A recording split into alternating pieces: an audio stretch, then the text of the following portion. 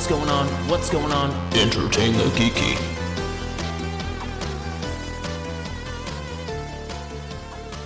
Have you played any board games this week? I played a game that I don't remember the name of with Mark and Scott and Darian, where you had to. Yeah, no, I can't. I can't talk about it. I don't have enough knowledge in my brain. Okay. To talk about it. Because I don't really remember much. I was like TikTok scrolling, like you're not supposed to do, but I was doing anyway. Sure. And I came across a game that was Red Dragon Inn-esque in nature, but not the same. And it was an actual physical drinking game, but instead of having this like rainbow-shaped scale where you could pass out drunk once your health and alcohol content passed each other. Right. This one encouraged you to drink more so you would get mana. That's how you got mana. Oh, okay. Oh, my God. Fucking brilliant, dude. I forget what it was called, but it just reminded me of, like, Epic Spell Wars and stuff. Like, there's so many cool fucking tabletop board games out there that I'm in love with and I don't get to play enough of. Yeah, I mean, I've been hanging out with them and playing a game every week, but we usually do a different game every week, so I can't keep track week to week of what we've been doing and what we've been playing. I have been playing Marvel's Avengers from Square Enix this week because it was on sale for $3.99. It's on sale for $3.99. What day is today? Is the 20-something? What day is today? Oh, man. What day is it here? Because we're going to run out of days. We don't know what day. Real fucking soon. It's the 24th. So it's getting delisted on the 30th. That is the last day that it will be on storefronts. So on online storefronts. Are they still going to be supporting the servers?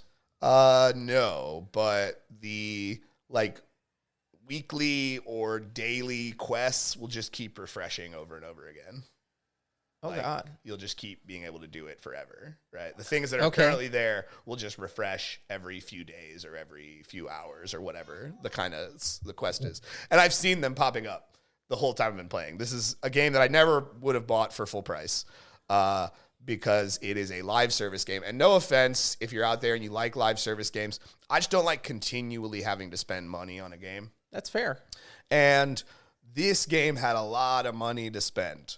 Whether it was in-game currency, which is harder to earn intentionally, so you have to spend real-world money, or just real-world money, which when I'm looking at these like cosmetic lists and stuff, I'm just like, you had to pay real-world money for this stuff. Like, this is nonsense. Well, that's what's bizarre. If you're going to do that game where you're doing microtransactions, you make the game free. Like that blueprint's out there, and we know it works very well. It does, but there's also plenty of examples of people charging for it and it working, like Destiny.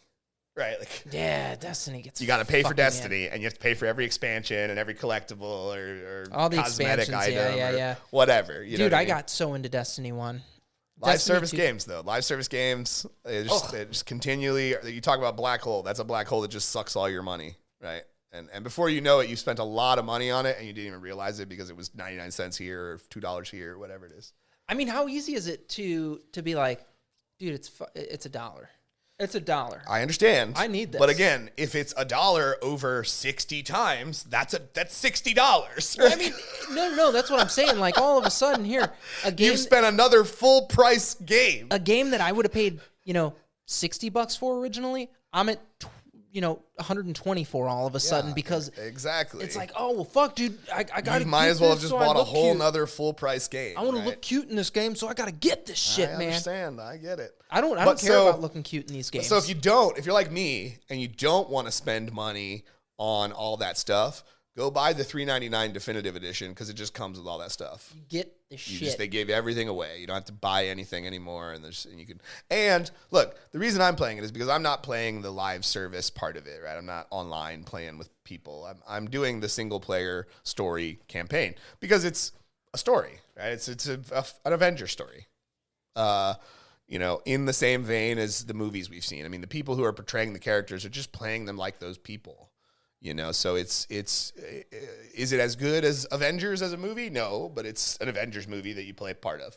And Kamala Khan, Miss Marvel, is the main character, and I love Kamala. I've always thought she was a great character. You are crazy about her. I love her. I just really enjoy who she is. I really enjoy her family dynamic. I just really enjoy everything about her, her hopefulness. She's one of those characters that just makes me feel good about people, right? Sure. And that doesn't happen. I mean, look at the world. It doesn't happen every day. I don't feel good about people every day. Sure. I don't think anybody feels good about people every day. But, yeah, she's just a character that I really love, and she's a character that was created in my generation. And I just like that. I like that concept of her. She's great. I think when something is one of yours, that makes it a little more meaningful when you're seeing it become bigger or that was something more. Yeah. That was why the show was really interesting that they did. Not because, quality aside, I'm not even talking about what the show was. I'm just saying to see for the first time a story with the lead character being a character that was created in our generation was a different feeling for me. Right. You can watch your Captain Americas, your Black Widows, your Thors, your Iron Mans. They've been big for a long time. But they've been around since the 40s, 50s, 60s. I mean, these are old characters that we were not there alive to see the beginnings of them. So it was just different feeling when it was, no, this is Miss Marvel. This is a character from my generation who's leading a movie. Yeah. Or leading a TV show. It does give you a feel-good thing. I don't know when... It was the same when they did Miles, right? That was animated, but still.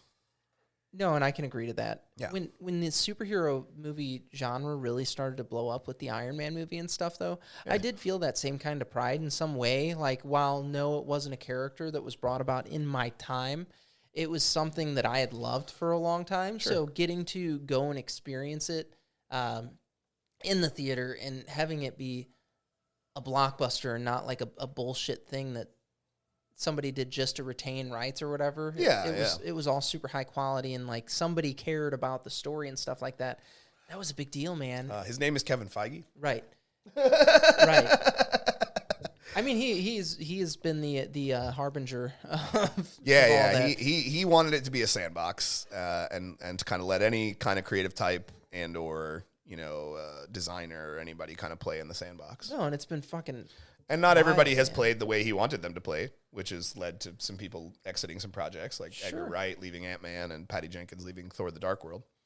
But I think overall the quality is pretty good across the board. It's been good across the board, and again, I would say even still to this day, right? People could be complaining about it, but like we just watched Guardians of the Galaxy. I watched it for a second time. Corey was watching it for the first time. Great flick. I mean, look, it is a fantastic movie. People that say Marvel's lost their touch, it's like, watch Guardians of the Galaxy. You're not going to take that statement back because it's a great film. If you enjoyed the first two Guardians movies, that one is just it's fanfare. Sure, but I would argue to the movies through the movie. The biggest problem I think I've been hearing from people as someone who works in the industry and talks about these things with customers and other people and friends and things. Is people are just tired. They're just like, it's just not as quality-wise. It's not as good as it was, and they don't really have a singular direction. Excuse me. But I would challenge you to watch Guardians of the Galaxy Volume 3 because that's just not true. I think they're every bit as good as they have been. They're just trying new things, and I think people want it to be the same thing they saw in the Infinity Saga. They want it to feel that way, and it just doesn't feel that way anymore because inherently the idea of doing a multiverse saga, it's not going to feel the same. This is not the same kind of story. Right? I just think over time, like, we've been exposed to this for the last 15 years, like this particular cinematic universe. Sure, yeah. I mean, so it's been going strong. Yeah, and it's been cool and shit like that, and it's been wonderful, but it's not exactly what it was, and you might get a little bit of burnout. So take a couple movies off if you need to. But keep in mind too, a lot of the TV shows, I think, while they're good, they're not the end all be all, right? If you prefer to just watch movies, I have a feeling that when we watch the Marvels, right, the upcoming sequel to Captain Marvel, there will be enough context for who Miss Marvel is and who Monica Rambeau is that you will not have had to watch the shows where they were introduced, because the shows became an easy way for them to introduce a character across a long-form narrative so that they didn't have to do any heavy lifting once they put that character in a movie. But I think there would still be a basic rudimentary understanding of who these people are. No, there's for sure going to be, because her family's in the movie, right? Monica has a relationship with Carol because she was a child and her mother was Carol's best friend. Right, but are we also, could we get that Multiverse of Madness thing where, yes, you can watch it, but you really should have watched WandaVision first? Yeah, I mean, is it helpful to watch WandaVision? Yes. Is it necessary? Is it necessary? No. I don't think so. No, right? I didn't. The think only it was real either. thing that I think is hard to wrap your head around in the time that they devote to it is her sudden children. They kind of come out of nowhere if you don't watch WandaVision, because WandaVision is where she gives birth to them, and we lost. We don't have any signal. That's okay. All right, we've got audio. Oh, okay. This will be an audio one only, I guess. Yeah, apparently. You know what, dude? Anybody that's getting it there, they deserve it. They do, yeah, they do. Like those, I've been listening to more podcasts recently, so yeah. I mean, I'm those are. It's funny. So our YouTube numbers typically show a little higher than our download numbers, like on the actual podcast. But it just doesn't mean as much to me, and that sounds so odd. And I'm grateful for everybody that does like engages with the show in any way. It's super cool, but like. When Entertain the Geeky was started, man, getting to our first 100 downloads or whatever, that meant so much. Sure. So like it's those a milestone numbers when you watch it. Yeah, those numbers, I'm just like, man. Might not mean anything to anyone else, but it means something to me. Right. It was huge. And then when we were getting there per episode, I was like, what the fuck is happening right now? We're huge. Yeah. Nobody gave a shit about us, but yeah, I would argue we don't have many people giving a shit still. No. But, whatever. I like doing it. It's just a blast. Yeah, I'm doing it for me. It's great. All right, come here and sit up there with me. Oh, we got a little kid invading the studio. What's up? Hi. We were just talking about nothing. We were talking about the movies. We were just doing a Seinfeld podcast episode. The show's about nothing. We didn't have a plan. Just went in there. We just started talking. Just went in there. I hope it was gonna work. Yeah, it's fine. But no, jumping back into MCU, like, yes, I do think there is some superhero fatigue. For sure. But again, I think you get what you put in, right? You don't have to watch all the television shows. You don't have to watch television all the shows movies. are fine, right? There's nothing wrong with the television shows, but you don't need them in order to get going with a movie.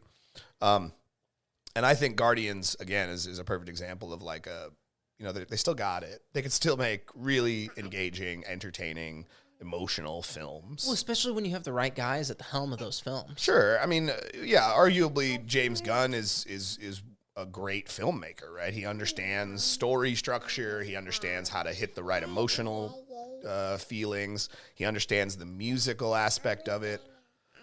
Well, no, yeah, his soundtracks that he picks it's so interesting. Yeah, where sound kind of helps tell the story. Yeah. So, yeah, I mean, they have some good creatives. They're not going to have James Gunn anymore. He's going to go... No, he's all DC, baby. DC now, yeah. I mean, I think after Marvel almost ditched him for the old tweet or whatever... Yeah. I think that was like all right, I'm going to finish my arc and then I'm going to... Well, yeah, I think step away from this. I think he probably would have been finished regardless. Like, I think Guardians was really the thing he wanted to do. Sure. That was why he campaigned for it. So I think, regardless of Disney's hard feelings or his hurt feelings about what Disney did to him, I think he was probably going to be done anyway and just kind of pass this off to someone else. I mean, I think it's a lot to deal with the studio and shit like that. Like, I've heard a couple of directors say, while there's nothing like doing a Marvel movie. Sure. It's a whole new level of fucking bullshit that you have to deal with. Yeah, I mean, because they're trying to fit it into continuity. I mean, so everything you do kind of has to fit in with something else. I would argue James Gunn kind of got away with only having his first movie fit that bill. Sure. When they had the reintroduction of Thanos with Josh Brolin portraying the character, and when they had the first Infinity Stone. Technically we'd seen the Tesseract before that, but we didn't know it was an Infinity Stone. Right. The first one they called an Infinity Stone was the Ether. We got this cute story outside of that. They just the Infinity Stone was more or less a cameo there. Yeah, almost. The Ether and the Power Stone were kind of our first big Infinity Stones. Yeah. And they happened kind of right back to back. It was Thor: Dark World, and then Captain America: Winter Soldier, which had nothing to do with Infinity Stones. Right. And then Guardians of the Galaxy, which introduced the Power Stone. God damn it, dude! Captain America: Winter Soldier is such a cool flick. It is still one of the best ones they've made. It really is. I was reading something recently where they said that was one of the weaker Marvel movies. Like, it didn't perform as well box office, I think, as some of the other ones. And I'm like, who doesn't matter? Fucking cares? That Brilliant was an film. Awesome movie. Brilliant film. Want to watch it right now? That's how half of these movies are. That's another one of those movies that if someone brings it up, I'm just like, let's watch it right now. Dude, I'm telling you that or Old Man Logan, whatever the fuck.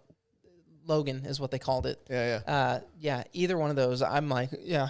I was up late one night and I was looking at YouTube while I was outside having a cigarette, and I saw like a little clip from Spider-Man No Way Home, and I was just like, I'm gonna go watch that right now. So Spider-Man No Way Home was cool. That was great. A cool flick. It's a great movie. I will say the Spider-Verse movies, while they're not the same thing, I do think I like those better. Okay, so I think when we talk about Spider-Man, I think I always split it into two. Right. There's Peter it's like and Batman. There's Miles, yeah. It's not even along those lines. It's animated versus live action. Okay. Right, it's like Batman. Is Mask of the Phantasm one of the greatest Batman movies ever made? Yes, it absolutely is. But I would argue there have been better live action Batman movies than Mask of the Phantasm. And so in order to keep Mask of the Phantasm at the top spot in the list, we just separate it. We say live action versus animated. Right? Okay. So animated, I think you're right. Enter the Spider-Verse or Into the Spider-Verse, whatever the first one was called. Fucking so good. It's great. It's the best Spider-Man animated film or thing I've ever seen. Oh yeah. Yeah, like, absolutely. Bar none. By a long shot. But when it comes to live action Spider-Man movies, I would say Homecoming is probably the best live action Spider-Man movie. Homecoming was the cool. first one. Homecoming was cool. It was a weird, refreshing kind of thing, like getting. I love Tom Holland's Spider-Man. I do. He's great. He was super necessary for the role. What they've done since then, bringing all the old Spider-Man back into these series and stuff like that, has been very good. Yes, because my number 2 on best Spider-Man live-action movies would be Spider-Man 2. And I think most people are there. Yeah. That Doc Ock story. It's one of the greatest Spider-Man movies ever created, right? I would argue the reason Spider-Man Homecoming ekes out a first place on it, because Alfred Molina is great. I would argue Michael Keaton is better. Okay. Look, I'm not saying Alfred Molina is not a great actor and doesn't do villain very well, but when Michael Keaton is sitting in the car before the dance telling Peter, I'll kill you and everyone you love. No, you buy it. That is one of the most intimidating villain moments. And this is a teenage kid. It's a boy. Right? Yeah, he's a little child boy. dealing with this level of threat. And it's compelling the entire time. His connection to Liz is a beautiful thing to have, this conflict within Peter, because I think that's what has kept Spider-Man enduring for so long, is he's conflicted. He never really knows what the right thing to do is. He just hopes that he picks the right thing. Well, and I think that is one of the cool things about Spider-Man that makes it so relatable. Is it's every decision you make as a human being is, well, it's damned if I do, damned if I don't. Right. And like we get to see that carried out on a much bigger stage within a person who has actual superpowers. Right, and bigger consequences. Right. It's fucking wild, man. So, and I think not only that, but forcing him to give up the Stark tech that's kind of making him better at being Spider-Man, right, as a way to show, he's just good at being Spider-Man regardless of the tech. Was it because a lot of people get mad about the tech where he's just Iron Man Jr. Sure. But I think that first movie is where they kind of put that rumor or that fear to rest, right? No, he's not the technology. Tony is the technology. Because yes, he had a little moment without it in Iron Man 3, but I would argue what Peter did was more insofar showing the technology is nothing. He's the hero. The tech helps him be a better hero, but he's the hero. We could say that same thing for Iron Man, because when it came to fucking going full thrusters into a black hole or a space hole, Tony Stark did it knowing that he shouldn't come back. Sure, but again, he couldn't have done that without the tech. Right. Peter couldn't have done it without the superpowers. You're saying the same thing. I don't think so, right? I think like I said, we had a moment, and I'm going to go into Iron Man 3 for a minute, because we had a moment in Iron Man 3 where he doesn't have the suit, and he goes in and he's built some gadgets and stuff because he's a tech guy. Mm-hmm. He's smart, right? And he's built some gadgets so that he won't die. because he's done no suit to protect him from a hail of gunfire, right? And he's great at that. I would argue that contrast that scene with the building falling on Peter and him strengthening his way out of it without any kind of tech that would have helped him, fighting a supervillain that's using tech without any kind of tech to help him. Tony Parker needs the tech, strength or he is no one. Peter Parker has strength that's on par with Thor. Like, he's got strength that's on par with Captain America. It's Captain America. It's Thor. It's Are you serious? I swear. You're serious with me right now? It's Captain America is the person that's on the same level as Spider-Man. Spider-Man is not more powerful than Thor. I didn't say more powerful. I said strength. He's not on the same level as Thor. He's not. Your argument is that they are even. They are not even. Thor is Hulk level strength. Yes. Peter is not Hulk level strength. Peter Parker has been described as Hulk level strength. No. On multiple occasions. He's Captain America level strength. Okay. Be that as it may. Here, but that's what I wanted. Be that as it may. So even if we take that out of the equation altogether, a 16-year-old kid without fucking Spidey powers, which are obscene. Look, I understand what you're saying, but what I am saying is it shows that because he had a suit with tech. That's what I'm getting at. Yeah. It shows that he doesn't need that thing to be who he is. Tony has to have tech or he's not Iron Man. But character is what ultimately made these people. It was their character. But Tony is always an arrogant dick. Always an arrogant dick, but he was willing to put it all on the line. One of the first things Captain America says to Tony when they have their little spat in the Avengers. Yes, take away your suit and what are you? Genius, billionaire, playboy, philanthropist. I know guys that got none of that worth 10 of you. Yeah. But right? He was wrong. He was right. He was No, wrong. He was right. He was wrong. He was right. That guy put it all on the line multiple times like a fucking hero. I understand what you're saying. I understand what you're saying. The difference between Cap and Tony, or Spider-Man and Tony, though, is Tony needs recognition for his heroism. He doesn't need it. He does. It's appreciated. We've seen it in the films. It's appreciated. He absolutely needs recognition for his superheroics. He loves that ego being stroked. When he met Doctor Strange, right? He's bragging about things he's done to Doctor. Like, come on, right? He brings it up in Age of Ultron or one of those movies where he says, "You guys remember when I took a nuclear bomb through a wormhole? You guys remember that? No, you've never brought it up. He needs recognition for his heroics because his ego is just what Captain America described. Exactly how Captain America was right.